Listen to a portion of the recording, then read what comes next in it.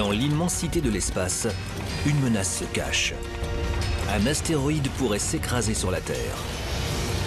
La probabilité n'est que d'une chance sur 1 million, mais plusieurs scientifiques pensent que cela s'est déjà passé. Il y a 65 millions d'années, un astéroïde a mis un terme à l'ère des dinosaures. Le monde entier a été réduit en cendres. C'est assez effrayant. 70% des êtres vivants ont été tués par l'impact, y compris les dinosaures. Il n'est pas question d'une extinction massive, mais d'une extinction totale.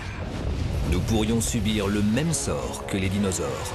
Il suffirait d'une fraction de seconde pour que l'histoire se répète. Le ciel deviendrait entièrement rouge à cause de la lave. Cette explosion serait des milliers de fois plus puissante qu'une bombe atomique. Ce serait une catastrophe planétaire, un désastre sans précédent dans l'histoire de l'humanité. Des millions de personnes perdraient la vie en seulement quelques minutes. C'est encore plus terrifiant que tout ce que nous avions imaginé. Devrons-nous subir le même destin que les dinosaures? Ou pourrons-nous l'éviter à temps? Notre peur ultime serait qu'un énorme astéroïde vienne s'écraser sur la Terre et qu'il entraîne l'extinction de toutes les espèces présentes sur la planète.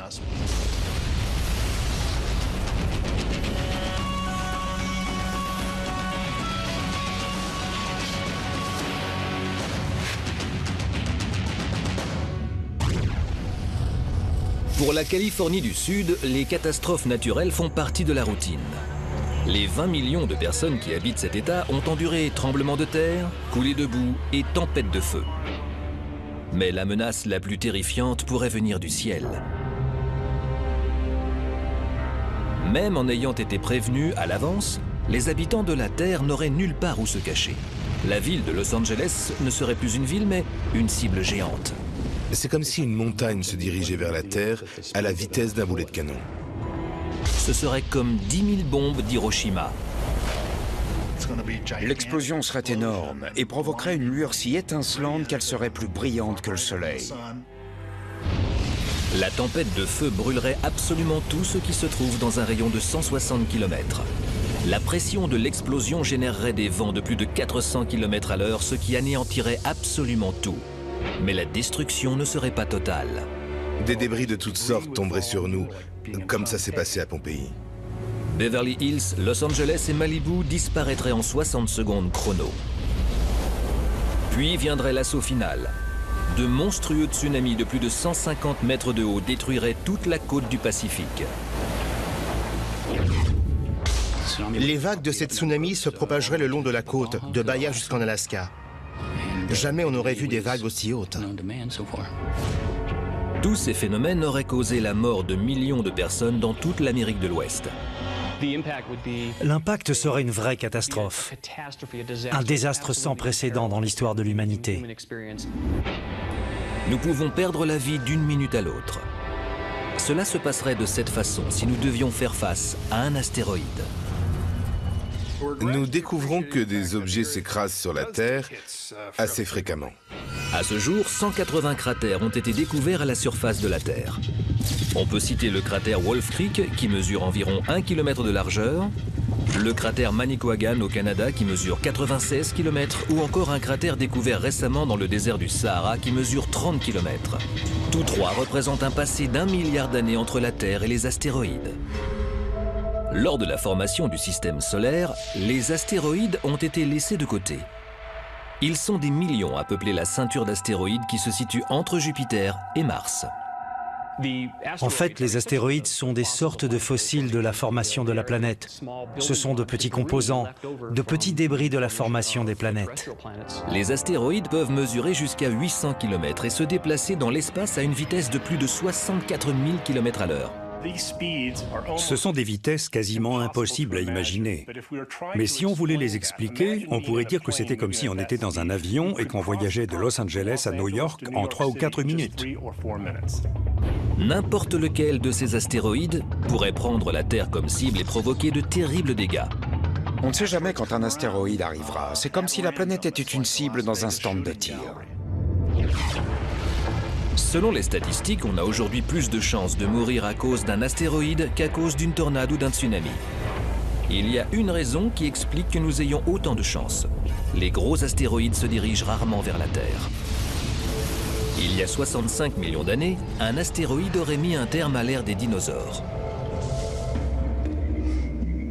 Bien avant les mammifères, il y avait des centaines d'espèces d'animaux, grandes ou petites, dans le monde.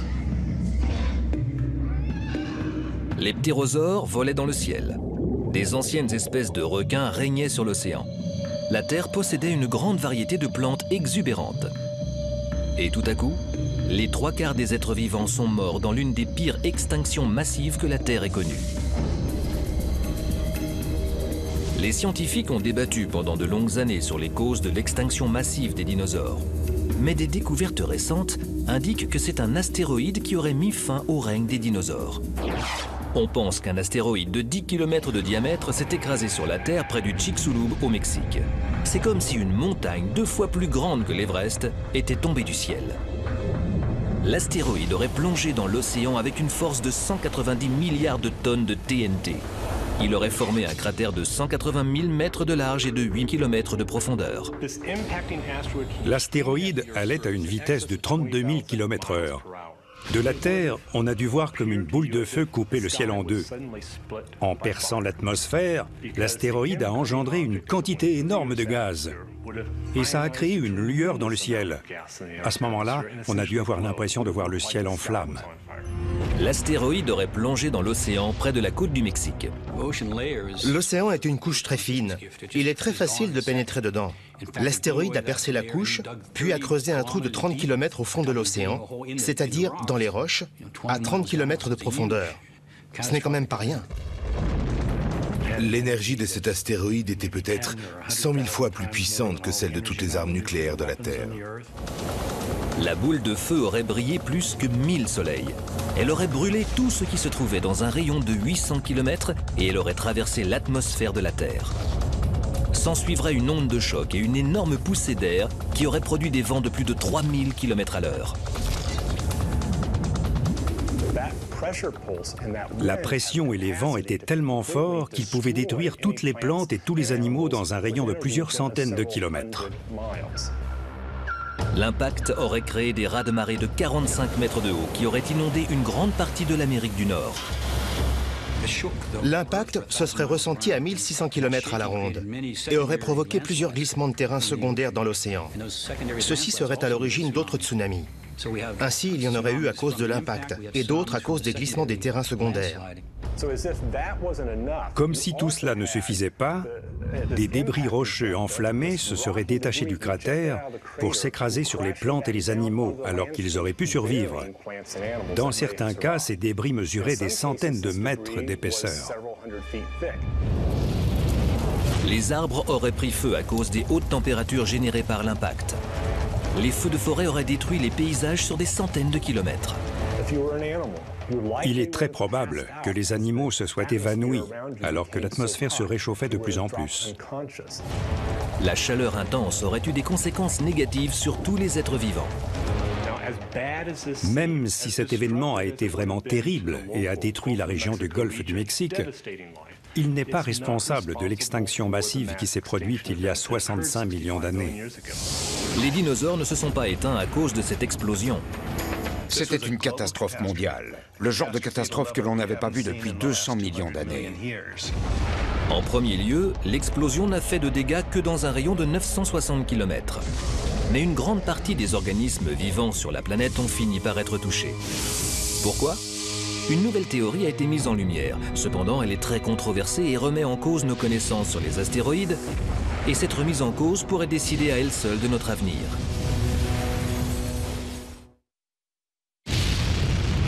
Les scientifiques pensent qu'un énorme astéroïde s'écrasera un jour sur notre planète et que les dégâts seront considérables. Pour le prouver, ils s'appuient sur la catastrophe planétaire qui a provoqué l'extinction des dinosaures. Il y a 65 millions d'années, les dinosaures régnaient sur la planète. Puis, un astéroïde aurait frappé la Terre près de Chicxulub, dans le Nouveau-Mexique. Et à partir de ce moment, ils auraient soudainement disparu. Un impact d'une fraction de seconde a changé le monde du jour au lendemain. Les experts continuent de chercher comment l'astéroïde a pu entraîner cette extinction. Les résultats peuvent déterminer le futur de notre planète. Le crime a eu lieu il y a 65,5 millions d'années. Jusque dans les années 1970, les volcans étaient les principaux suspects, car on a observé une très grande activité volcanique à l'époque de l'extinction des dinosaures. On croyait que les volcans rejetaient des cendres dans l'atmosphère et que cela empêchait la lumière du soleil de passer. C'est comme ça que l'on s'expliquait les basses températures qui ont entraîné l'extinction massive. En 1980, une nouvelle théorie est avancée. Certains scientifiques pensent que c'est en fait un astéroïde qui a causé ces changements climatiques. Mais aucune de ces deux théories n'explique pourquoi certaines espèces ont survécu. Cependant, de nouvelles recherches ont montré que les débris rejetés par le Chicxulub ont bel et bien provoqué un déluge mondial. Près de 3000 km3 de roches ont été éjectées en orbite, et cela a posé problème, car 90% de ces roches allaient finir par retomber sur Terre. Lorsque ces roches ont touché la couche supérieure de l'atmosphère, cela a créé une hausse brusque des températures. Le ciel, qui était plein de petites étoiles filantes, serait devenu une immensité de lave rouge. Pendant des années, les scientifiques ont pensé que ces événements avaient eu lieu seulement à l'endroit de l'impact. Mais on pense désormais que les feux ont recouvert une grande partie de la planète, et ceci explique pourquoi certaines espèces ont disparu alors que d'autres ont survécu. La température de la planète est montée jusqu'à 1200 degrés Celsius. Cela explique pourquoi la Terre est devenue aussi rouge qu'un four. Il faisait tellement chaud que toute la surface de la Terre était en flammes. Le monde entier a été réduit en cendres. C'est assez effrayant. La chaleur intense des débris qui tombaient aurait détruit tous les êtres vivants sur la terre ferme.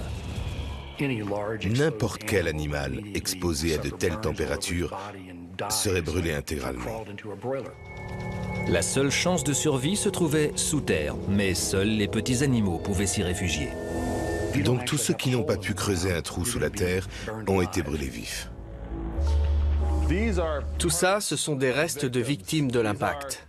On a retrouvé des os de tricératops, de dinosaures ornithorynques ou encore des os de tyrannosaure rex. On a aussi retrouvé une corne de tricératops, ou plutôt le noyau osseux d'une corne. Tout ça a été retrouvé dans les roches du Crétacé, dans les toutes dernières couches de roches. La période du Crétacé, ou ère des dinosaures, prend fin de manière soudaine. Elle marque un moment clé dans notre histoire que l'on appelle limite KT. La limite KT est une abréviation de limite Crétacé tertiaire qui marque la fin de l'ère des dinosaures et le début de l'ère des mammifères. L'ère du Crétacé a eu lieu il y a 145 millions d'années. Et l'astéroïde qui a frappé le Mexique il y a 65,51 millions d'années a mis fin à cette période de l'histoire. On trouve facilement des preuves de cette ligne de division géologique, en particulier dans les plaines de l'est du Colorado. La limite KT, c'est cette couche de 2 cm d'épaisseur. Quand l'astéroïde est tombé du ciel, il s'est formé un cratère et des fragments de roches de ce cratère ont été éjectés du Mexique et ont atterri au Colorado. Ce cratère d'astéroïde est l'un des plus grands au monde.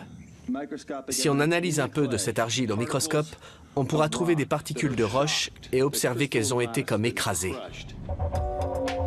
Les scientifiques ont trouvé des morceaux de quartz en analysant le sédiment de la limite KT. Mais aussi des résidus de la croûte terrestre fondus à cause de l'impact. Ces découvertes uniques suggèrent qu'il existait une frontière que les dinosaures n'ont pas franchie. Voici des vertèbres de Tricératops. Elles ont été retrouvées 4 mètres en dessous de la limite KT. Ce qui est étonnant, c'est qu'on ne trouve jamais de vestiges de dinosaures au-dessus de cette limite, qui est la couche de débris qui s'est formée après l'impact. Les dinosaures ont réellement disparu de la surface de la Terre après la limite KT. L'absence de grands fossiles de dinosaures au-dessus de la limite KT nous permet d'affirmer qu'ils ont bien été tués par l'astéroïde. On retrouve assez souvent ces os immenses dans les fossiles. Ceux-là ont été découverts avant l'arrivée de l'astéroïde, mais d'après l'impact, on constate que la taille des fossiles a changé. Voici la plus grande mâchoire que l'on ait découverte après la limite KT. Ce sont des fossiles d'animaux qui ont trouvé refuge sous la terre ou dans l'eau au moment de l'impact, c'est-à-dire les mammifères, les tortues, les lézards, les serpents, les alligators et les crocodiles. Ils ont survécu grâce à leur petite taille. D'autres fossiles indiquent que les grands animaux terrestres n'ont pas été les seuls à lutter pour survivre à la limite KT. On parle toujours des dinosaures, il n'y en a que pour eux. Mais ce qui devrait nous intéresser vraiment, ce sont les plantes. Toutes les espèces que l'on trouve ici sont des espèces de plantes qui ont disparu à la fin de la période du Crétacé. Avant la frontière KT, il y avait une cinquantaine d'espèces de plantes qui poussaient à cet endroit. Ces plantes se trouvaient à quelques mètres au-dessus de la limite KT. Mais quelques dizaines de milliers d'années après l'événement, nous n'avons retrouvé que 8 espèces parmi les 50. Il n'est pas question d'une extinction massive, mais d'une extinction totale. Tout comme les animaux qui ont survécu à l'impact de l'astéroïde, les plantes ayant réussi à franchir la limite KT sont celles qui ont pu se protéger de la chaleur. Il y a une chose dont nous sommes certains. Les plantes qui ont dépassé la limite KT vivaient dans les marais pendant le Crétacé. Pourtant, des millions d'espèces d'animaux et de plantes aquatiques se sont éteintes, alors que l'océan les protégeait toutes de la chaleur. Pourquoi ? Les scientifiques pensent que d'autres événements plus récents pourraient expliquer ce phénomène. Les éruptions volcaniques du Pinatubo et du Mont Serra ont créé des nuages de cendres qui ont plongé les régions environnantes dans l'obscurité. Il est possible que l'astéroïde de Chicxulub ait eu un effet similaire, mais à plus grande échelle. Nous pensons que 12 heures après l'impact, il a fait complètement noir, et ça pendant des mois. Dans une telle obscurité, même les chats n'y verraient rien. Ce devait être pire qu'une nuit sans lune. Le nuage de débris aurait atteint l'atmosphère et il se serait propagé à travers le monde entier, de telle sorte que la lumière du soleil ne passait plus. L'astéroïde devait avoir un grand pourcentage de soufre. Lorsque ce soufre s'est évaporé et s'est déposé dans l'atmosphère de la Terre, il a formé des aérosols de sulfate. Ces aérosols ont eu pour effet de chauffer la couche supérieure de l'atmosphère tout en refroidissant la surface terrestre. L'obscurité permanente et le refroidissement mondial ont entraîné la disparition d'un être fondamental pour la chaîne alimentaire, le plancton. Sans cette source de nourriture, un grand nombre de poissons sont probablement morts de faim. Pour moi, c'est l'hypothèse qui explique le mieux ces extinctions massives. La chaleur combinée aux nuages de cendres aurait provoqué l'extinction de toute forme de vie sur la planète. Tout cela à cause d'un astéroïde. Certaines plantes et animaux ont survécu, et heureusement, car sans ces espèces, il n'y aurait pas eu d'ère des mammifères et donc pas d'évolution humaine. Si les dinosaures et 75% des plantes et animaux n'avaient pas disparu, alors l'humanité n'existerait pas. Il y aurait une autre forme de vie, intelligente ou non, qui régnerait sur la planète. Plusieurs scientifiques se basent sur la disparition des dinosaures pour dire qu'un autre astéroïde pourrait très bien s'écraser et exterminer la race humaine. Donc, les astronomes scrutent l'espace sans arrêt dans l'espoir de détecter un astéroïde à temps afin de nous éviter de subir le même sort que les dinosaures.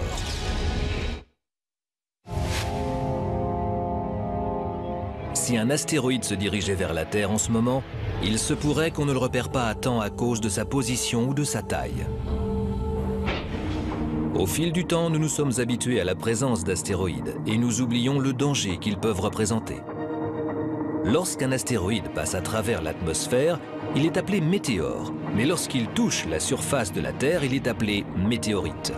Les astéroïdes qui se trouvent près de notre planète ont une taille qui varie entre une dizaine de kilomètres et quelques centimètres. Ces météores se situent à seulement 15 kilomètres de nous. Ils sont plus près de nous que les avions espions militaires et un tout petit peu plus loin que les jets commerciaux. Ces distances sont très courtes à échelle mondiale. Les astéroïdes se déplacent à 65 000 km à l'heure, c'est-à-dire 40 fois plus rapidement qu'un boulet de canon. À mesure que l'on découvre qu'un astéroïde géant pourrait bien détruire notre planète, le besoin de nous protéger se fait plus pressant. En 1995, le Congrès des États-Unis a mis en place le programme Space Guard. Il consiste à garder un œil en permanence sur l'espace grâce à des télescopes, ce qui permet de repérer les astéroïdes potentiellement dangereux. Nous avons compris que la Terre gravite autour du Soleil et autour des géocroiseurs. Les géocroiseurs sont des astéroïdes ou des comètes qui sont sortis de la ceinture d'astéroïdes parce qu'ils ont été déplacés par la gravitation. Leur nouvelle orbite les amène à 50 millions de kilomètres de la Terre, c'est-à-dire à un tiers de la distance entre la Terre et le Soleil. Les astronomes pensent qu'il existe environ 1200 géocroiseurs de moins de 1000 mètres de large et des centaines de milliers d'autres plus petits. Nous pensons que parmi eux, il y en a 260 000 qui sont plus grands qu'un terrain de football. Un astéroïde de la taille d'un terrain de football anéantirait toute une ville. Mais le programme SpaceGuard s'attache plus à repérer les astéroïdes qui pourraient entraîner une catastrophe mondiale, car ses moyens financiers sont limités. Le but du projet SpaceGuard est d'identifier au moins 90% des objets mesurant plus de 1000 mètres, car ce sont ceux-là qui pourraient représenter une menace pour la Terre. Ce qui veut dire que 10% des gros astéroïdes, soit 120 en tout, ne pourront pas être identifiés avant la fin du projet. Actuellement, il y a seulement 7 télescopes qui cherchent des géocroiseurs. Ils sont stratégiquement placés un peu partout dans le monde. Il y en a 5 aux États-Unis, 1 à Hawaï et l'autre se trouve en Australie. Les 7 télescopes travaillent ensemble. Ils surveillent l'espace dans sa totalité 2 fois par mois. À l'observatoire de Catalina, près de Tucson, en Arizona, l'astronome Steven Larson et ses collègues utilisent un astéroïde en mouvement pour repérer des géocroiseurs. Les télescopes prennent en photo une partie du ciel à plusieurs reprises. Ensuite, nous comparons chaque image et nous regardons si un objet s'est déplacé ou a changé de forme. Toutes les 10 minutes, les télescopes prennent une photo d'une partie du ciel. Puis, les astronomes regardent les changements sur les différentes photos et c'est ainsi qu'ils identifient les astéroïdes. Ce géocroiseur est un astéroïde qui a été découvert hier par notre télescope Schmidt. Il est lumineux et rapide. Il mesure 500 mètres de diamètre. Il va traverser la Terre. Cette technique de surveillance paraît plutôt simple, mais chaque nuit, les astronomes identifient des dizaines de nouveaux astéroïdes. Il y en a un là. On dirait qu'il ne se déplace pas comme les autres. Mais on ne le voit pas très bien. Il n'a jamais été identifié. À ce jour, 3 géocroiseurs ont inquiété les astronomes. 2 d'entre eux pourraient pénétrer dans l'orbite de la Terre au début du siècle prochain. Le 3e, surnommé Apophis, représente une menace beaucoup plus grande. Nous avons fait un calcul rapide de l'orbite et nous avons découvert que ce géocroiseur passera près de la Terre le vendredi 13 avril 2029. En fait, il va s'approcher du 5e rayon terrestre de la Terre, c'est-à-dire en dessous de nos satellites de communication géosynchrones. Ce sera l'un des missiles cosmiques qui passera le plus près de la Terre sans la toucher. Le 5e rayon terrestre est à 32 000 km, ce qui fait seulement 1/6 de la distance entre la Terre et la Lune. Les astronomes sont quasiment sûrs que le géocroiseur ne s'écrasera pas sur la Terre en 2029. En fait, le risque est tout autre. Apophis va peut-être passer à travers un petit trou dans l'espace, connu sous le nom de trou de serrure gravitationnel. 2029, c'est l'année où l'astéroïde s'approchera le plus de la Terre. À ce moment-là, il devrait passer par un trou de serrure d'environ 600 mètres. Ensuite, il devrait en refaire le tour 5 fois et enfin il devrait s'écraser sur la Terre en 2036. Il est peu probable qu'Apophis réussisse à passer par ce trou de serrure, mais s'il y parvient, alors il s'écrasera sur la Terre et les conséquences seraient désastreuses. La taille d'Apophis est d'environ 320 mètres de longueur, soit la taille de 3 terrains de football. S'il venait à s'écraser sur la Terre, on aurait tous de gros problèmes. En fait, l'explosion libérerait bien plus d'énergie que toutes les armes nucléaires dont on dispose aujourd'hui. On a estimé que 1200 géocroiseurs de grande taille se trouvaient près de la Terre. Et depuis 1995, nous en avons trouvé 800. Ce qui me préoccupe, c'est de ne pas avoir encore trouvé les autres 300 ou 400, car il est possible qu'un de ces objets nous tombe dessus demain. Mais le programme SpaceGuard présente certaines failles. C'est un peu par hasard que nous découvrons les astéroïdes qui se trouvent autour de la Terre. Parfois, on pointe un télescope dans une direction au hasard et on trouve un astéroïde à cet endroit. Les télescopes ne sont pas très puissants, donc il faut que les astéroïdes soient assez proches et assez brillants pour qu'ils puissent les repérer. Et certains objets leur échappent à cause des angles morts. Lorsqu'ils gravitent autour du Soleil, les astéroïdes deviennent visibles, et c'est ainsi qu'ils sont repérés par les télescopes. Pourtant, il est possible que certains astéroïdes se cachent jusqu'au dernier moment. Il est possible qu'un objet s'approche discrètement de la Terre. S'il évite le Soleil, il ne sera visible qu'au moment de s'écraser. La plupart du temps, les astéroïdes sont assez petits et ils se désintègrent lorsqu'ils touchent l'atmosphère. Heureusement que nous habitons sur la planète Terre, parce que nous sommes entourés par sa merveilleuse atmosphère. Elle nous protège des phénomènes qui comportent un risque pour la Terre. Certains astéroïdes ou comètes allaient s'écraser sur notre planète, mais ils ont été détruits par l'atmosphère en essayant de la percer. Ce sont les astéroïdes assez grands ou assez solides qui représentent un vrai danger, car ils pourraient traverser l'atmosphère. Par exemple, celui qui a provoqué la fin de l'ère des dinosaures était fait de pierre et mesurait près de 10 km. Il était trop grand pour que l'atmosphère ne l'arrête. Et l'astéroïde qui a formé le cratère le plus célèbre d'Amérique, le météore Crater, était plus petit mais très solide. Voici le cratère le mieux conservé qui soit. Il est immense, il s'étend sur une superficie de plus d'1 kilomètre. Il a été formé par un astéroïde de fer qui mesurait environ 45 mètres de long. Le missile s'est écrasé sur la Terre et a creusé un cratère de 45 mètres. Un astéroïde de 45 mètres, c'est relativement petit, mais il était composé de fer, donc l'impact a été très puissant. Cet astéroïde a déclenché une explosion immense. Il a creusé ce cratère et a projeté aux alentours 175 millions de tonnes métriques de pierre. Ce morceau de cratère était dans le sol avant. Mais l'explosion l'a extrait du sol et l'a projeté ici, sur le bord. L'explosion était 1000 fois plus puissante que la bombe d'Hiroshima. Un astéroïde aussi gros que celui qui avait creusé le météore Crater, et tout en fer, aurait une énergie explosive capable de détruire complètement une ville moderne. Peut-être pas une ville comme Los Angeles, car elle a une superficie de 1300 km², mais plutôt une ville comme Kansas City, qui fait 826 km². Le météore qui a creusé ce cratère était composé de fer, alors qu'un astéroïde de la même taille mais composé de pierre se serait plutôt fissuré et aurait explosé avant de heurter la Terre. Mais cela ne veut pas dire qu'il n'aurait fait aucun dégât. Comme par exemple l'astéroïde qui a explosé en 1908 sur la région sibérienne de Tunguska. Cet astéroïde mesurait quelques dizaines de mètres, presque la moitié d'un terrain de football. Il a explosé 13 km au-dessus de la surface de la Terre, avec une énergie de quelques dizaines de mégatonnes. L'onde de choc équivalait à celle d'une arme nucléaire. L'astéroïde a abattu une forêt entière, mais n'a laissé aucune trace sur la Terre, pas même un cratère. Lorsque les scientifiques ont exploré la zone, ils ont observé des dégâts dans un rayon de plus de 3000 km², soit à peu près la taille de l'État de Rhode Island. Ça fait beaucoup pour un astéroïde qui n'a pas touché le sol. Un astéroïde peut causer de graves dégâts. Mais que l'avenir nous réserve-t-il? Que se passerait-il si un énorme astéroïde se dirigeait vers la Terre aujourd'hui?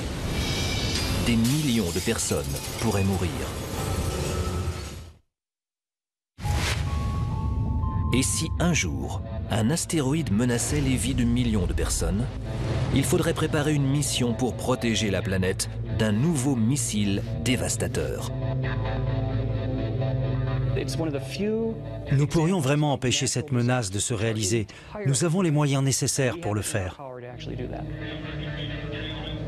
Nous avons des programmes spatiaux pour éviter le danger des géocroiseurs, contrairement aux dinosaures qui, eux, n'en avaient pas et qui se sont éteints. Si un astéroïde se dirigeait droit vers nous, en nous organisant, on pourrait très bien le faire dévier pour qu'il passe près de la Terre sans s'y arrêter. Les scientifiques ont trouvé des moyens d'empêcher un impact, comme celui de faire dévier doucement la trajectoire d'un astéroïde menaçant. Mais certaines méthodes ne sont pas aussi douces. La plupart du temps, les scientifiques optent pour la bombe nucléaire. C'est une méthode assez brutale, mais elle pourrait porter ses fruits. Par contre, si l'astéroïde n'était pas complètement détruit après l'explosion, alors on ne ferait qu'éparpiller des centaines de petits astéroïdes. Donc, au lieu d'un seul objet, on se retrouverait sous une pluie de petits missiles. Certains scientifiques ne sont pas pour la bombe nucléaire. Ils préfèrent de loin la technique de l'effet Yarkovsky. Ce phénomène fonctionne de la même manière que ce jouet, c'est la lumière qui le fait pivoter. Lorsqu'on a un élément en rotation, la lumière du soleil se pose sur l'élément.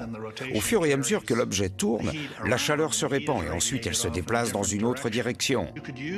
On pourrait utiliser cet effet pour l'astéroïde si on le peignait en blanc d'un côté et en noir de l'autre. Alors, il ne reflèterait pas la lumière de la même manière qu'il le faisait au début. La force de cette chaleur modifierait lentement la rotation ainsi que l'orbite de l'astéroïde, ce qui aurait pour effet de l'éloigner de la Terre. Bien que ce soit une très jolie démonstration de physique, je pense que ce ne serait pas très pratique d'emmener des seaux de peinture jusque dans l'espace pour peindre un astéroïde. Je ne pense pas que ce serait la solution à adopter en cas de menace, sauf si d'ici là, on a fait de gros progrès en matière de peinture. Les scientifiques ont une solution plus pratique, installer des miroirs solaires. Si l'on dispose d'un miroir près de l'astéroïde, il pourrait refléter la lumière du soleil, ce qui aurait pour effet de chauffer l'eau accumulée dans les pierres jusqu'à ébullition. Cette eau bouillante agirait comme le propulseur d'une comète artificielle ou comme le moteur d'une fusée. Après un certain temps, l'astéroïde changerait de trajectoire et éviterait la Terre. L'énergie solaire pourrait elle aussi être maîtrisée avec une voile. De grands capteurs solaires assez souples pourraient être attachés à l'astéroïde et la lumière du soleil pourrait pousser les capteurs qui déplaceraient l'astéroïde à la manière du vent et ainsi l'empêcheraient de s'approcher de la Terre. Certains scientifiques pensent qu'un dispositif de propulsion tel qu'un moteur plasma pourrait pousser l'astéroïde et le retenir pendant plusieurs années. Il y a quelques années, on pensait à placer une catapulte électromagnétique sur l'astéroïde. Ainsi, la machine utiliserait des charges électrostatiques pour lancer des pierres sur un côté et ainsi détourner l'astéroïde. Les astronautes Ed Lu et Stan Love ont récemment pensé à une autre solution très élégante. L'idée serait d'utiliser un tracteur gravitationnel. Imaginez un vaisseau spatial similaire à celui-ci, qui pèserait environ 20 tonnes et mesurerait 30 mètres. Ensuite, imaginez que ce vaisseau s'arrête près d'un astéroïde de 200 mètres de diamètre. La force de gravitation de l'astéroïde va lentement attirer le vaisseau vers lui, mais si on installe des propulseurs sur le vaisseau, il ne bougera pas. Au lieu de nous rapprocher de l'astéroïde, on volerait ainsi au-dessus de lui et l'astéroïde avancerait en même temps que le vaisseau. Ce qui est intéressant dans l'idée du tracteur, c'est le fait d'utiliser la gravitation pour emporter l'astéroïde sans même le toucher. Si on voulait développer toutes ces idées, il nous faudrait des années. À mon avis, il y a 3 aspects importants à considérer lorsqu'on parle des astéroïdes proches de la Terre qui pourraient devenir des menaces. Il faut les trouver le plus tôt possible, parce que nous disposons de la technologie nécessaire, donc une fois repérés, ils ne seraient plus un problème. Nous aurions besoin de 10, de 20, voire de 30 ans pour organiser une campagne de réduction plus efficace. Il est aussi important d'être averti à temps que de connaître la composition de l'astéroïde en question. Dans le but de vraiment empêcher qu'un astéroïde s'abatte sur Terre, nous devons avoir 2 informations essentielles. D'abord, nous devons savoir quelle est sa composition. Ensuite, nous devons comprendre la solidité d'une telle composition. Afin de tester la solidité d'un astéroïde, le docteur Dan Durda et son collègue utilisent des météorites et des fragments d'astéroïdes qui sont arrivés à la surface terrestre. Nous avons un échantillon d'un météorite de type chondrite. La plupart des météorites qui tombent sur la Terre sont de ce type. Je vais mettre une petite ficelle pour arrêter sa rotation. Ce que je fais ne va pas modifier cette expérience en aucune sorte. Durda utilise le Vertical Gun Range de la NASA en vue de déterminer la réaction des météorites lors des collisions. Nous allons l'ajuster pour qu'il atteigne ce côté par ici. Dans cette chambre à vide, des petites billes en métal sont tirées sur des points ciblés du météorite à une vitesse de 1770 km/h. La dispersion des débris produits par l'impact est mesurée et ces données servent à déterminer la solidité de la pierre. Les résultats préliminaires révèlent que ces astéroïdes sont 2 fois plus solides que les pierres volcaniques de la Terre. Autrement dit, ils sont assez solides pour soutenir une catapulte électromagnétique ou des voiles solaires et suffisamment denses pour un tracteur gravitationnel. Pour analyser des astéroïdes directement dans l'espace, les États-Unis ont lancé une sonde spatiale appelée NEAR. En 1999, après un long voyage, NEAR s'est retrouvé avec Eros, un astéroïde d'environ 34 km de longueur. Grâce à cette rencontre, nous avons eu l'occasion d'observer de près un astéroïde. Il était composé de pierres solides très similaires aux astéroïdes employés lors des expériences de collision. Il était recouvert d'une fine couche de poussière. Ce sont les résultats qu'attendaient les scientifiques. Mais quelques années plus tard, en 2006, la sonde spatiale japonaise Hayabusa s'est retrouvée avec Itokawa, un petit astéroïde à proximité. Les résultats ont été surprenants. Au lieu d'avoir des réponses aux questions, Hayabusa en a soulevé encore plus. Nous croyions que les petits astéroïdes étaient plutôt lisses, qu'ils n'auraient pas beaucoup de décombres sur la surface, ce qu'on appelle du régolithe. Eh bien, nous nous étions trompés. Quand nous y sommes arrivés, le vaisseau montrait des images en haute résolution. C'était une meilleure résolution que celle des images que nous avions regardées auparavant. On observait une surface extrêmement rocheuse. Il y avait des décombres non attachés sur la surface. Il n'y avait pas de cratère d'impact. Dû aux nouvelles informations que Hayabusa a apportées, les astronomes doivent reconsidérer leur plan pour faire détourner un astéroïde. À l'exception du tracteur gravitationnel, plusieurs des propositions ne pourraient pas fonctionner avec Itokawa. Mère Nature dispose des moyens pour couper l'herbe sous les pieds de nos meilleures théories. Et en fait, il a fallu recommencer tout au début. Le moyen le plus efficace serait de concevoir une technique différente pour chaque astéroïde, ce qui impliquerait de les détecter encore plus tôt. Mais si on en découvrait un trop tard, alors on ne pourrait empêcher l'impact. Dans ce cas de figure, notre seul recours serait de commencer des évacuations massives, de construire des refuges, de rationner la nourriture et l'eau et de créer des réserves de viande et de céréales. Puis, il ne nous restera qu'à attendre l'impact et espérer que tout se passe bien. Grâce aux données historiques que nous avons et aux toutes dernières technologies informatiques, nous allons observer les dégâts que ferait un astéroïde en s'écrasant sur la Terre.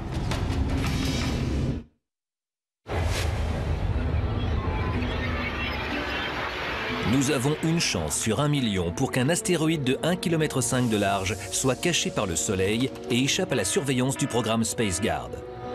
Si cela arrivait, nous n'aurions qu'une semaine pour nous préparer à l'impact.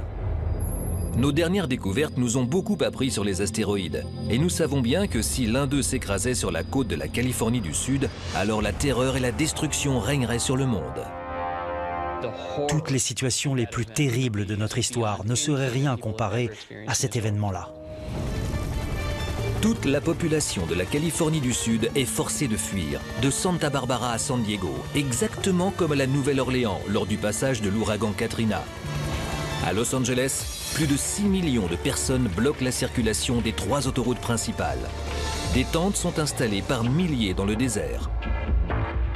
Tout le monde sait que ces refuges temporaires pourraient bien devenir définitifs, mais personne n'ose le dire.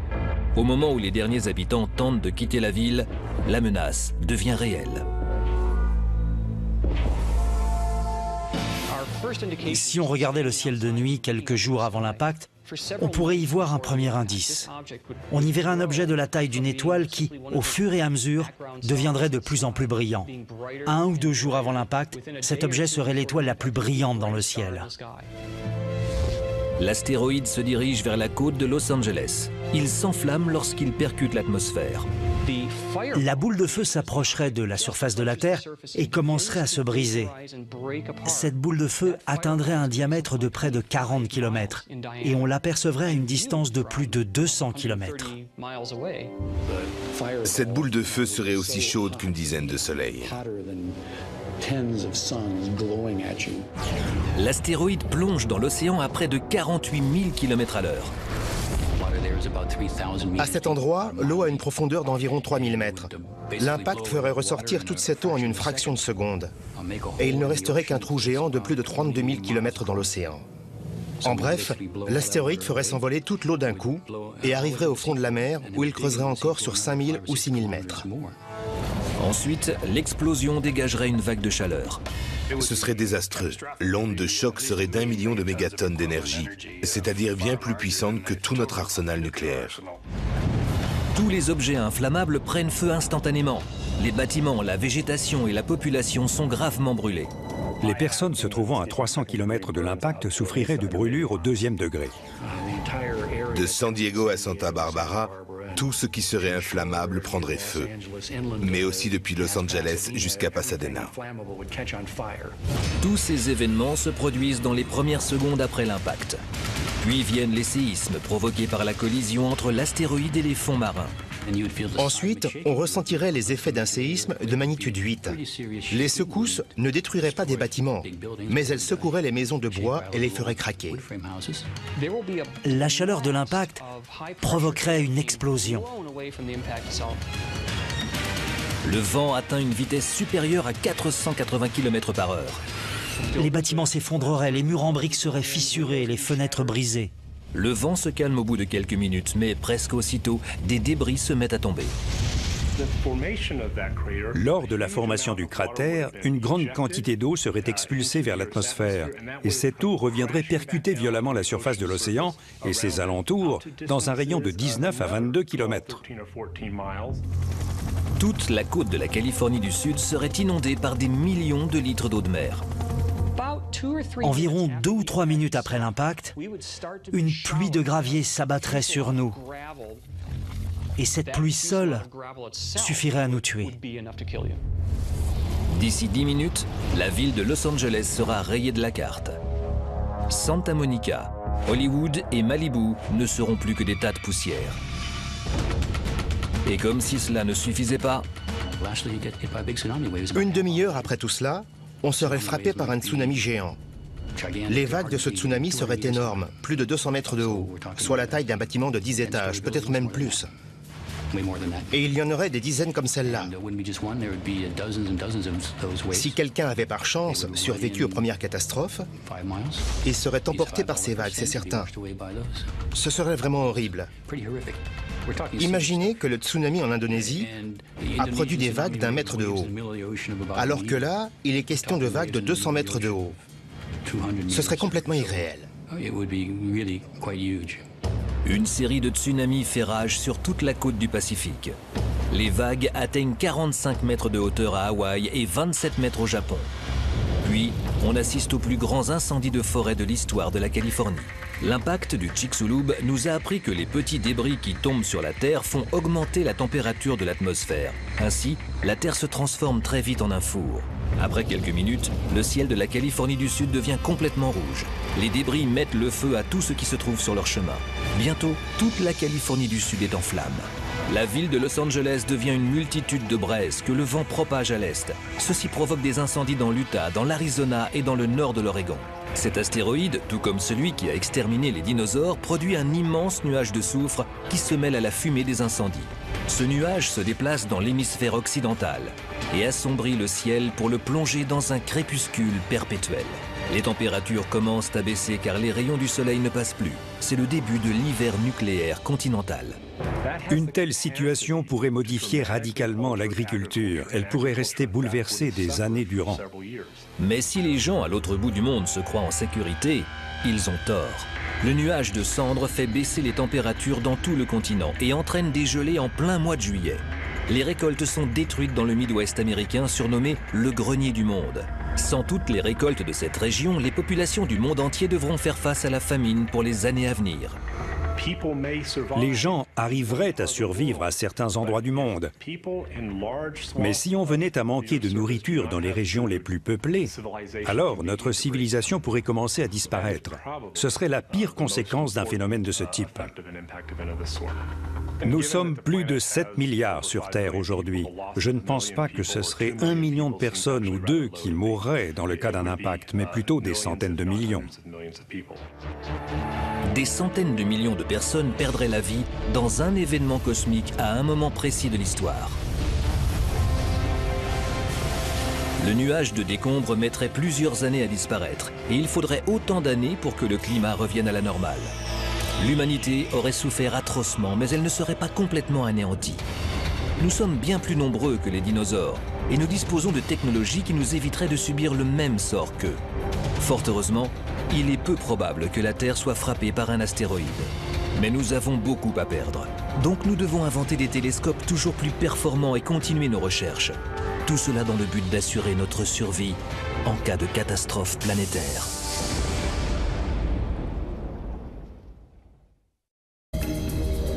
Les scientifiques ont débattu pendant de longues années sur les causes de l'extinction massive des dinosaures. Mais des découvertes récentes indiquent que c'est un astéroïde qui aurait mis fin au règne des dinosaures. On pense qu'un astéroïde de 10 km de diamètre s'est écrasé sur la Terre près du Chicxulub au Mexique. C'est comme si une montagne 2 fois plus grande que l'Everest était tombée du ciel. L'astéroïde aurait plongé dans l'océan avec une force de 190 milliards de tonnes de TNT. Il aurait formé un cratère de 180 000 mètres de large et de 8 km de profondeur. L'astéroïde allait à une vitesse de 32 000 km/h. De la Terre, on a dû voir comme une boule de feu couper le ciel en deux. En perçant l'atmosphère, l'astéroïde a engendré une quantité énorme de gaz. Et ça a créé une lueur dans le ciel. À ce moment-là, on a dû avoir l'impression de voir le ciel en flammes. L'astéroïde aurait plongé dans l'océan près de la côte du Mexique. L'océan est une couche très fine. Il est très facile de pénétrer dedans. L'astéroïde a percé la couche, puis a creusé un trou de 30 km au fond de l'océan, c'est-à-dire dans les roches, à 30 km de profondeur. Ce n'est quand même pas rien. L'énergie de cet astéroïde était peut-être 100 000 fois plus puissante que celle de toutes les armes nucléaires de la Terre. La boule de feu aurait brillé plus que 1000 soleils. Elle aurait brûlé tout ce qui se trouvait dans un rayon de 800 km et elle aurait traversé l'atmosphère de la Terre. S'ensuivrait une onde de choc et une énorme poussée d'air qui aurait produit des vents de plus de 3000 km à l'heure. La pression et les vents étaient tellement forts qu'ils pouvaient détruire toutes les plantes et tous les animaux dans un rayon de plusieurs centaines de kilomètres. L'impact aurait créé des raz-de-marée de 45 mètres de haut qui auraient inondé une grande partie de l'Amérique du Nord. L'impact se serait ressenti à 1600 km à la ronde et aurait provoqué plusieurs glissements de terrain secondaires dans l'océan. Ceux-ci seraient à l'origine d'autres tsunamis. Ainsi, il y en aurait eu à cause de l'impact et d'autres à cause des glissements des terrains secondaires. Comme si tout cela ne suffisait pas, des débris rocheux enflammés se seraient détachés du cratère pour s'écraser sur les plantes et les animaux alors qu'ils auraient pu survivre. Dans certains cas, ces débris mesuraient des centaines de mètres d'épaisseur. Les arbres auraient pris feu à cause des hautes températures générées par l'impact.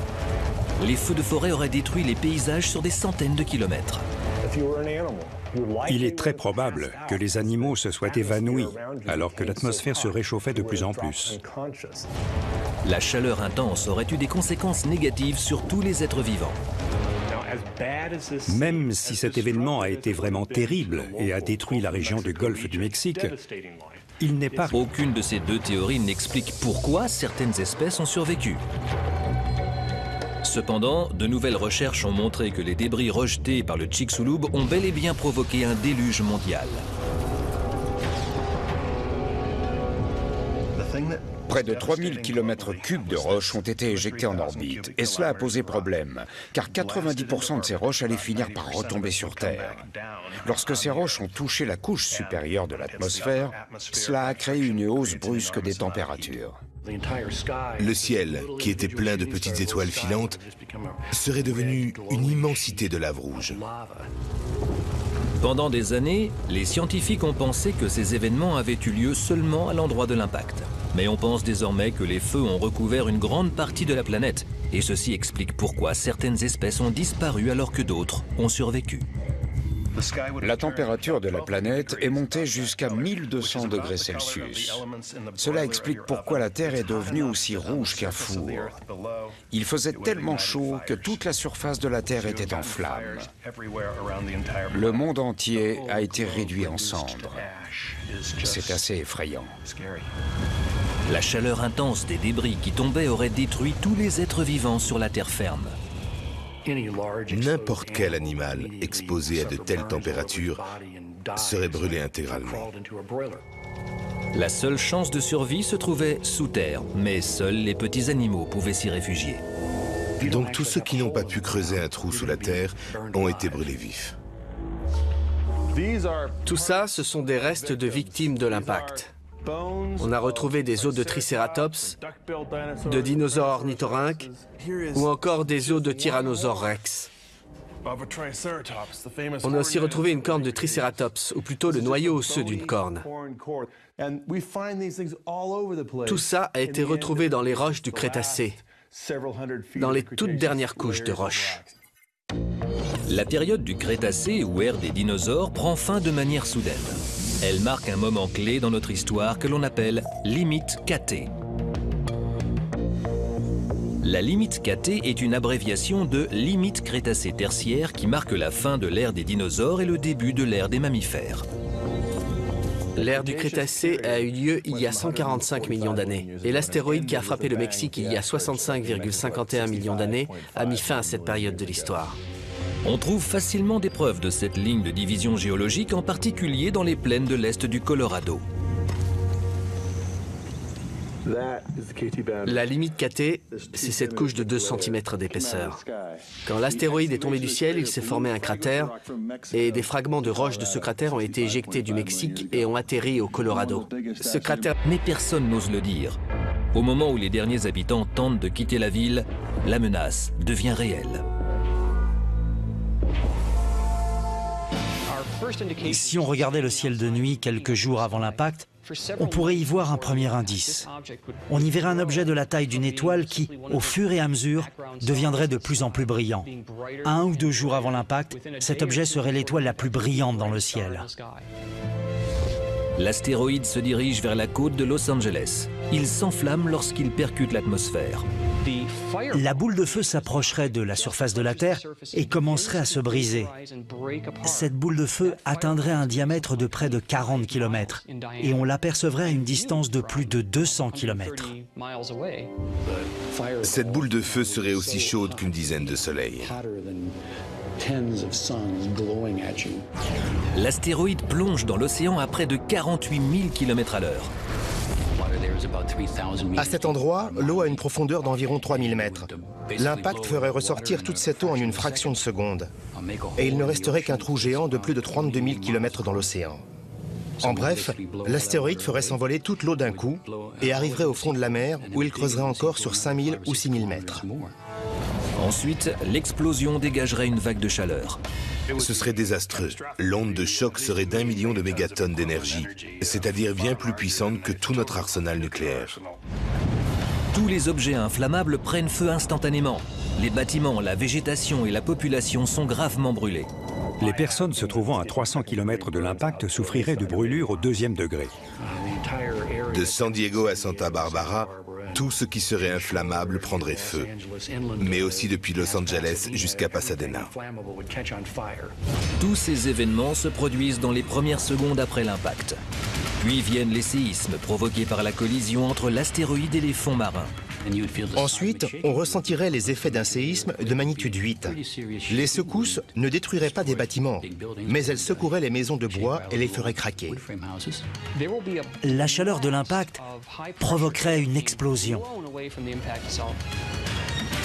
Le vent atteint une vitesse supérieure à 480 km par heure. Les bâtiments s'effondreraient, les murs en briques seraient fissurés, les fenêtres brisées. Le vent se calme au bout de quelques minutes, mais presque aussitôt, des débris se mettent à tomber. Lors de la formation du cratère, une grande quantité d'eau serait expulsée vers l'atmosphère et cette eau reviendrait percuter violemment la surface de l'océan et ses alentours dans un rayon de 19 à 22 km. Toute la côte de la Californie du Sud serait inondée par des millions de litres d'eau de mer. Environ 2 ou 3 minutes après l'impact, une pluie de gravier s'abat. Par exemple, celui qui a provoqué la fin de l'ère des dinosaures était fait de pierre et mesurait près de 10 km. Il était trop grand pour que l'atmosphère ne l'arrête. Et l'astéroïde qui a formé le cratère le plus célèbre d'Amérique, le Meteor Crater, était plus petit mais très solide. Voici le cratère le mieux conservé qui soit. Il est immense, il s'étend sur une superficie de plus d'1 kilomètre. Il a été formé par un astéroïde de fer qui mesurait environ 45 mètres de long. Le missile s'est écrasé sur la Terre et a creusé un cratère de 45 mètres. Un astéroïde de 45 mètres, c'est relativement petit, mais il était composé de fer, donc l'impact a été très puissant. Cet astéroïde a déclenché une explosion immense. Il a creusé ce cratère et a projeté aux alentours 175 millions de tonnes métriques de pierre. Ce morceau de cratère était dans le sol avant. Mais l'explosion l'a extrait du sol et l'a projeté ici, sur le bord. L'explosion était 1000 fois plus puissante que la bombe d'Hiroshima. Un astéroïde aussi gros que celui qui avait creusé le Meteor Crater, et tout en fer, aurait une énergie explosive capable de détruire complètement une ville moderne. Peut-être pas une ville comme Los Angeles, car elle a une superficie de 1300 km², mais plutôt une ville comme Kansas City, qui fait 826 km². Le météore qui a creusé ce cratère était composé de fer, alors qu'un astéroïde de la même taille mais composé de pierre se serait plutôt fissuré et aurait explosé avant de heurter la Terre. Mais cela ne veut pas dire qu'il n'aurait fait aucun dégât. Comme par exemple l'astéroïde qui a explosé en 1908 sur la région sibérienne de Tunguska.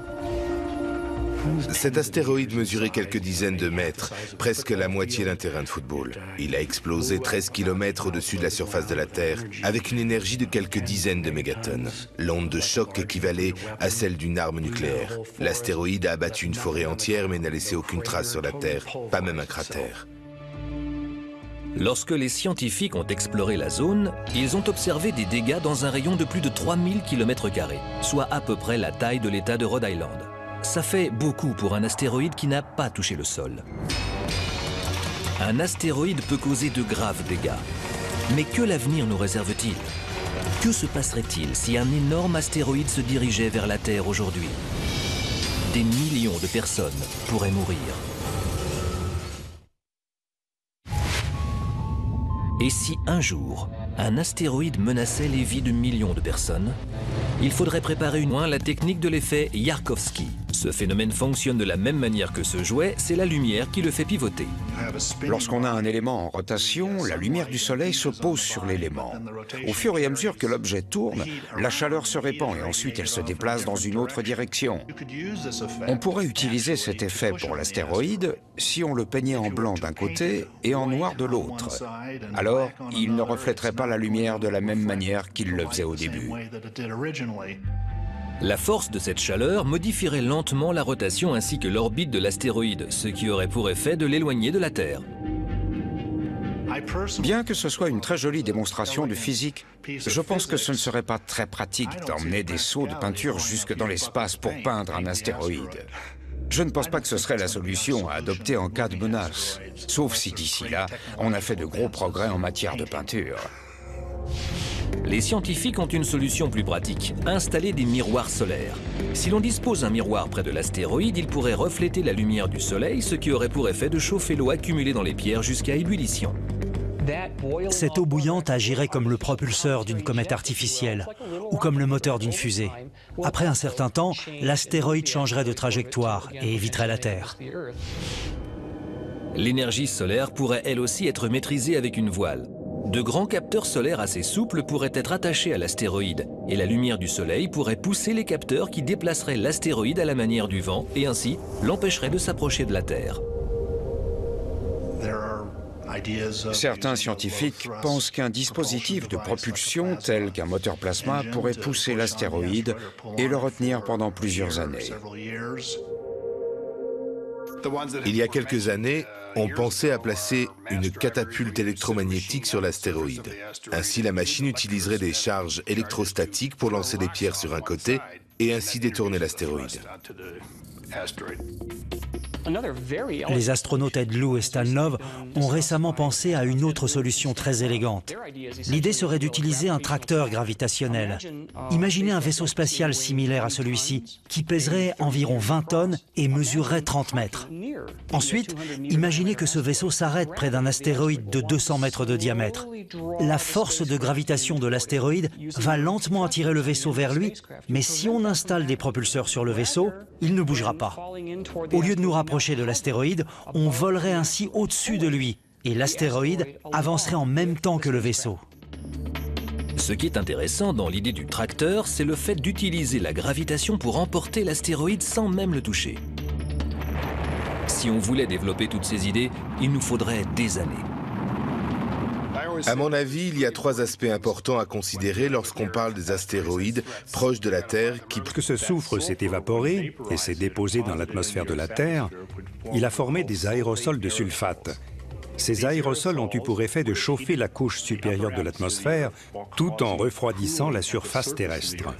L'obscurité permanente et le refroidissement mondial ont entraîné la disparition d'un être fondamental pour la chaîne alimentaire, le plancton.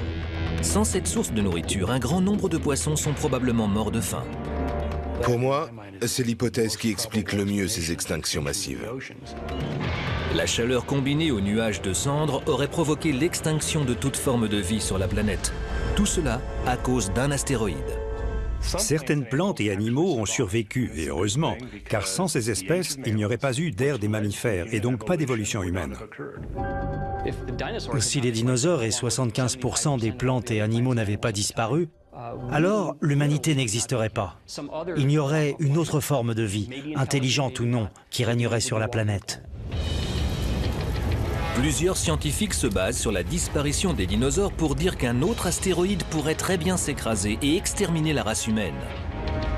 Donc, les astronomes scrutent l'espace sans arrêt dans l'espoir de détecter un astéroïde à temps afin de nous éviter de subir le même sort que les dinosaures.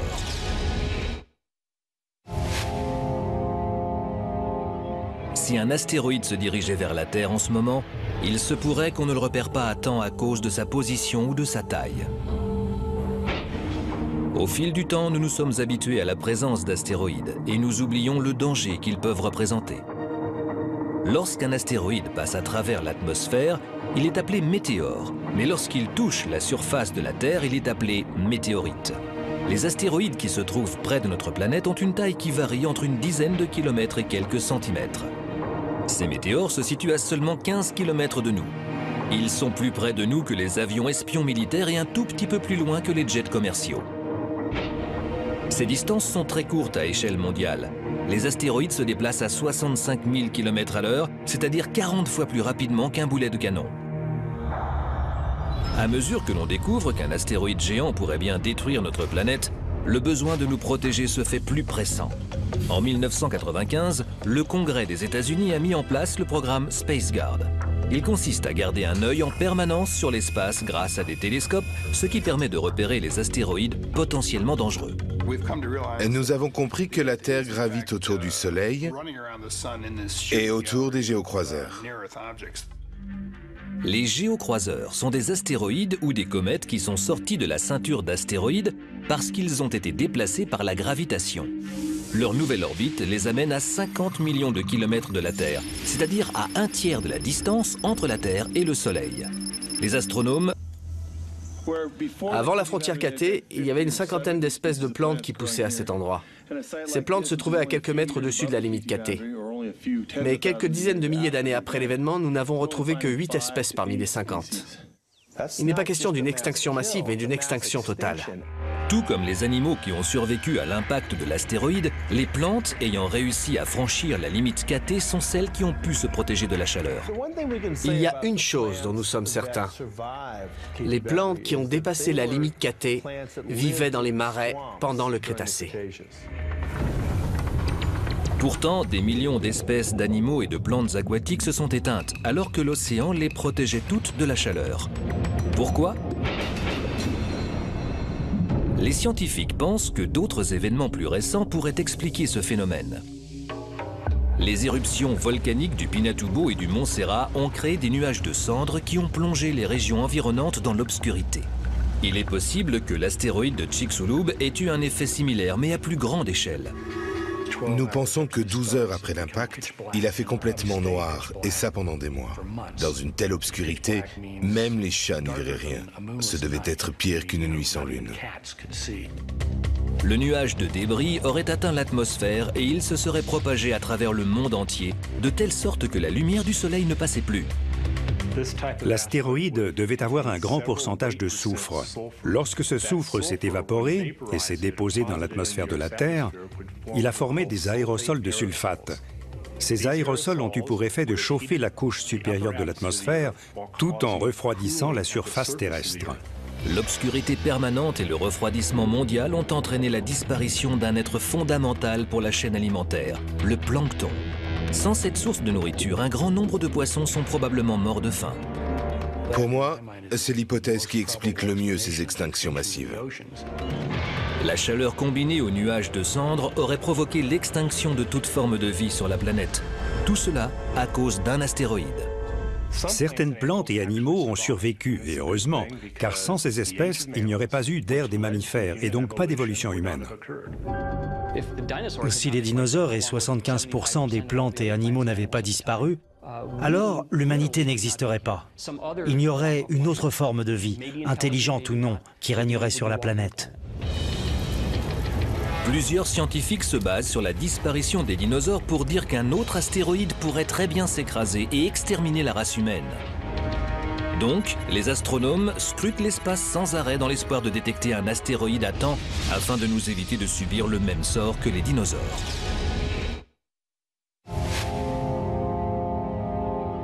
Si un astéroïde se dirigeait vers la Terre en ce moment, il serait serrure gravitationnelle. 2029, c'est l'année où l'astéroïde s'approchera le plus de la Terre. À ce moment-là, il devrait passer par un trou de serrure d'environ 600 mètres. Ensuite, il devrait en refaire le tour 5 fois et enfin il devrait s'écraser sur la Terre en 2036. Il est peu probable qu'Apophis réussisse à passer par ce trou de serrure. Mais s'il y parvient, alors il s'écrasera sur la Terre et les conséquences seraient désastreuses. La taille d'Apophis est d'environ 320 mètres de longueur, soit la taille de 3 terrains de football. S'il venait à s'écraser sur la Terre, on aurait tous de gros problèmes. En fait, l'explosion libérerait bien plus d'énergie que toutes les armes nucléaires dont on dispose aujourd'hui. On a estimé que 1200 géocroiseurs de grande taille se trouvaient près de la Terre. Et depuis 1995, nous en avons trouvé 800. Ce qui me préoccupe, c'est de ne pas avoir encore trouvé les autres 300 ou 400, car il est possible qu'un de ces objets nous tombe dessus demain. Mais le programme SpaceGuard présente certaines failles. C'est un peu par hasard que nous découvrons les astéroïdes qui se trouvent autour de la Terre. Parfois, on pointe un télescope dans une direction au hasard et on trouve un astéroïde à cet endroit. Les télescopes ne sont pas très puissants, donc il faut que les astéroïdes soient assez proches et assez brillants pour qu'ils puissent les repérer. Et certains objets leur échappent à cause des angles morts. Lorsqu'ils gravitent autour du Soleil, les astéroïdes deviennent visibles, et c'est ainsi qu'ils sont repérés par les télescopes. Pourtant, il est possible que certains astéroïdes se cachent jusqu'au dernier moment. Il est possible qu'un objet s'approche discrètement de la Terre. S'il évite le Soleil, il ne sera visible qu'au moment de s'écraser. La plupart du temps, les astéroïdes sont assez petits, et ils se désintègrent lorsqu'ils touchent l'atmosphère. Heureusement que nous habitons sur la planète Terre, parce que nous sommes entourés par sa merveilleuse atmosphère.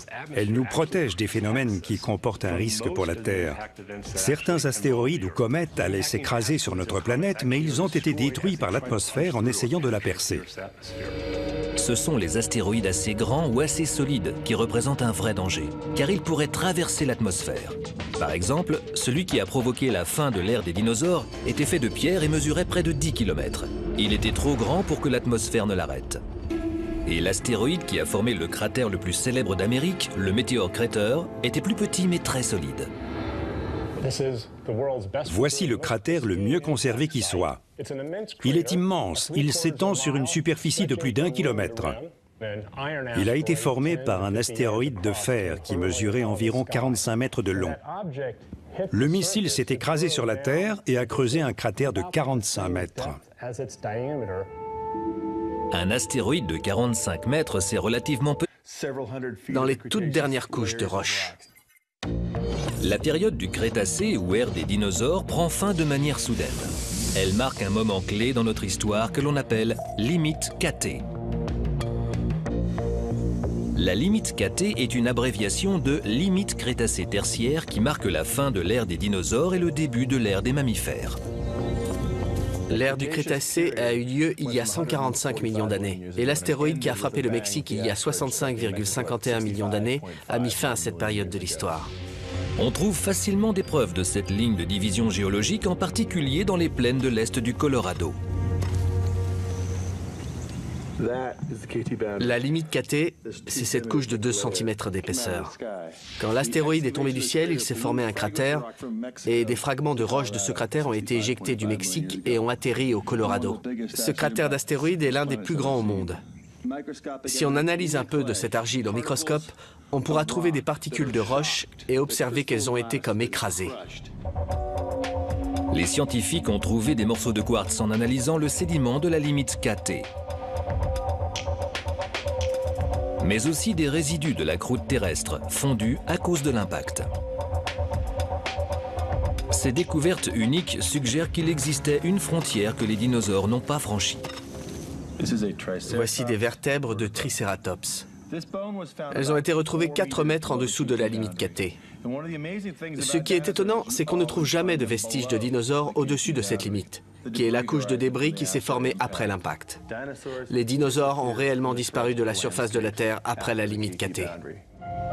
L'absence de grands fossiles de dinosaures au-dessus de la limite KT nous permet d'affirmer qu'ils ont bien été tués par l'astéroïde. On retrouve assez souvent ces os immenses dans les fossiles. Ceux-là ont été découverts avant l'arrivée de l'astéroïde, mais d'après l'impact, on constate que la taille des fossiles a changé. Voici la plus grande mâchoire que l'on ait découverte après la limite KT. Ce sont des fossiles d'animaux qui ont trouvé refuge sous la terre ou dans l'eau au moment de l'impact, c'est-à-dire les mammifères, les tortues, les lézards, les serpents, les alligators et les crocodiles. Ils ont survécu grâce à leur petite taille. D'autres fossiles indiquent que les grands animaux terrestres n'ont pas été les seuls à lutter pour survivre à la limite KT. On parle toujours des dinosaures, il n'y en a que pour eux. Mais ce qui devrait nous intéresser vraiment, ce sont les plantes. Toutes les espèces que l'on trouve ici sont des espèces de plantes qui ont disparu à la fin de la période du Crétacé. Avant la frontière KT, il y avait une 50aine d'espèces de plantes qui poussaient à cet endroit. Ces plantes se trouvaient à quelques mètres au-dessus de la limite KT. Mais quelques dizaines de milliers d'années après l'événement, nous n'avons... Mais on pense désormais que les feux ont recouvert une grande partie de la planète. Et ceci explique pourquoi certaines espèces ont disparu alors que d'autres ont survécu. La température de la planète est montée jusqu'à 1200 degrés Celsius. Cela explique pourquoi la Terre est devenue aussi rouge qu'un four. Il faisait tellement chaud que toute la surface de la Terre était en flammes. Le monde entier a été réduit en cendres. C'est assez effrayant. La chaleur intense des débris qui tombaient aurait détruit tous les êtres vivants sur la terre ferme. N'importe quel animal exposé à de telles températures serait brûlé intégralement. La seule chance de survie se trouvait sous terre, mais seuls les petits animaux pouvaient s'y réfugier. Donc tous ceux qui n'ont pas pu creuser un trou sous la terre ont été brûlés vifs. Tout ça, ce sont des restes de victimes de l'impact. On a retrouvé des os de Triceratops, de dinosaures ornithorynques ou encore des os de Tyrannosaure rex. On a aussi retrouvé une corne de Triceratops, ou plutôt le noyau osseux d'une corne. Tout ça a été retrouvé dans les roches du Crétacé, dans les toutes dernières couches de roches. La période du Crétacé, ou ère des dinosaures, prend fin de manière soudaine. Elle marque un moment clé dans notre histoire que l'on appelle limite KT. La limite KT est une abréviation de limite Crétacé tertiaire qui marque la fin de l'ère des dinosaures et le début de l'ère des mammifères. L'ère du Crétacé a eu lieu il y a 145 millions d'années. Et l'astéroïde qui a frappé le Mexique il y a 65,51 millions d'années a mis fin à cette période de l'histoire. On trouve facilement des preuves de cette ligne de division géologique, en particulier dans les plaines de l'est du Colorado. La limite KT, c'est cette couche de 2 cm d'épaisseur. Quand l'astéroïde est tombé du ciel, il s'est formé un cratère et des fragments de roches de ce cratère ont été éjectés du Mexique et ont atterri au Colorado. Ce cratère d'astéroïde est l'un des plus grands au monde. Si on analyse un peu de cette argile au microscope, on pourra trouver des particules de roche et observer qu'elles ont été comme écrasées. Les scientifiques ont trouvé des morceaux de quartz en analysant le sédiment de la limite KT. Mais aussi des résidus de la croûte terrestre fondus à cause de l'impact. Ces découvertes uniques suggèrent qu'il existait une frontière que les dinosaures n'ont pas franchie. Voici des vertèbres de Triceratops. Elles ont été retrouvées 4 mètres en dessous de la limite KT. Ce qui est étonnant, c'est qu'on ne trouve jamais de vestiges de dinosaures au-dessus de cette limite, qui est la couche de débris qui s'est formée après l'impact.